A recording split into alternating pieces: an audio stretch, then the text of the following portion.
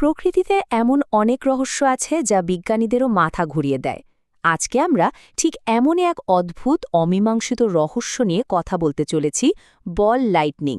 মানে এমন একটা ঘটনা যা বছরের পর বছর ধরে বিজ্ঞানীদের ধাঁধায় ফেলে রেখেছে।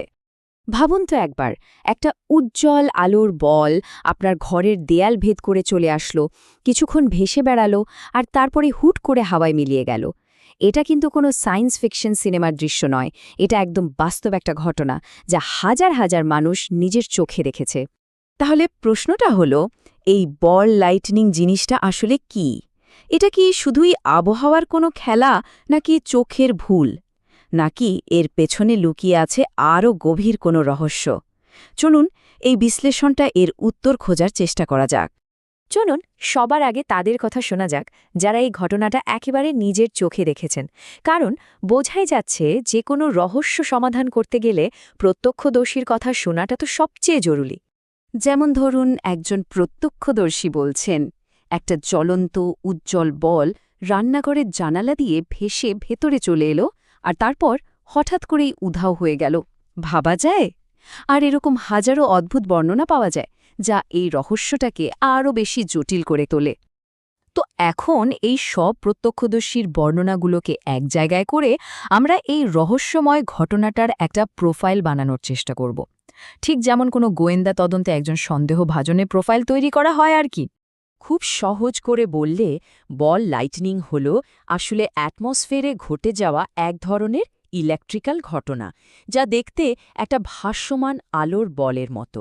কিন্তু আসল কথাটা হল, এর পেছনের বিজ্ঞানটা কি তা আজও পুরোপুরি জানা যায়নি।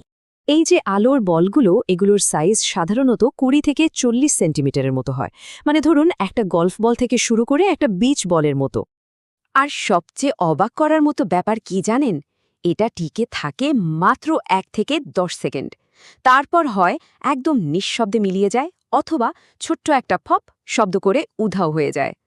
এর আচরণগুলো একবার দেখুন, কি অদ্ভুত আর স্ববিরোধী। যেমন এটা সাধারণত বজ্রঝড়ের সময়ই দেখা যায়, কিন্তু কোনো তাপ ছড়ায় না। আবার ধরুন, কাঁচ বা দেয়ালের মতো সলিড জিনিসের ভেতর দিয়েও চলে যেতে পারে। এটা তো ফিজিক্সের সাধারণ নিয়মকেই চ্যালেঞ্জ করে বসে। এখানেই শেষ না, এটার রঙও বদলাতে পারে, এমনকি সালফারের মতো একটা গন্ধও নাকি পাওয়া যায়। তো বিজ্ঞানীরা এই অদ্ভুত ঘটনার কি ব্যাখ্যা দিচ্ছেন? চলুন এবার প্রধান থিওরিগুলোকে একে একে দেখে নেওয়া যাক, যেন ওগুলোই এই রহস্যের প্রধান সন্দেহভাজন। দেখুন, দুটো মেইন থিওরি আছে। একটা হলো মাইক্রোওয়েভ বাবল থিওরি।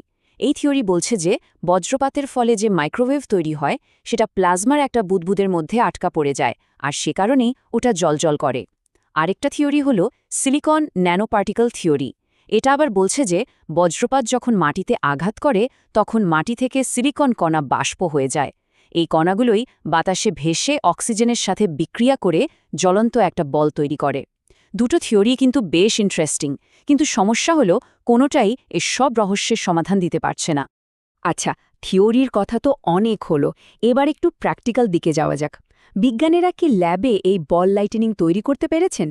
কারণ আমরা সবাই জানি, কোনো ঘটনাকে যদি ল্যাবে আবার তৈরি করা যায় তাহলে সেটার রহস্য সমাধান করা অনেক সহজ হয়ে যায়। হ্যাঁ, বিজ্ঞানীরা কিন্তু সিলিকন ব্যবহার করে একটা দারুণ পরীক্ষা চালিয়েছেন।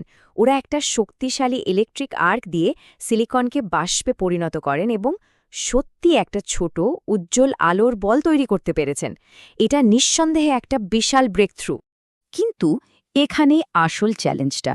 এই যে চার্টটা দেখছেন, ল্যাবে তৈরি বলটার আয়ু আর সাইজ দুটোই আসল বল লাইটনিংয়ের চেয়ে অনেক অনেক কম।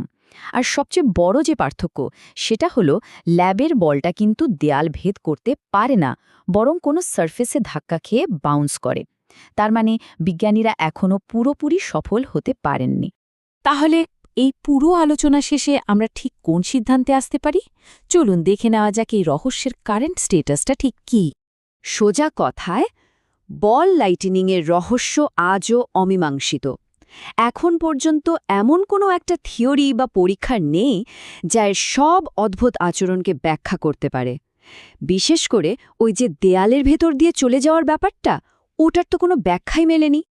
তবে বিজ্ঞানীরা একটা ব্যাপারে একদম নিশ্চিত যে এটা একটা বাস্তব ঘটনা, কোনো চোখে ধোঁকা নয়।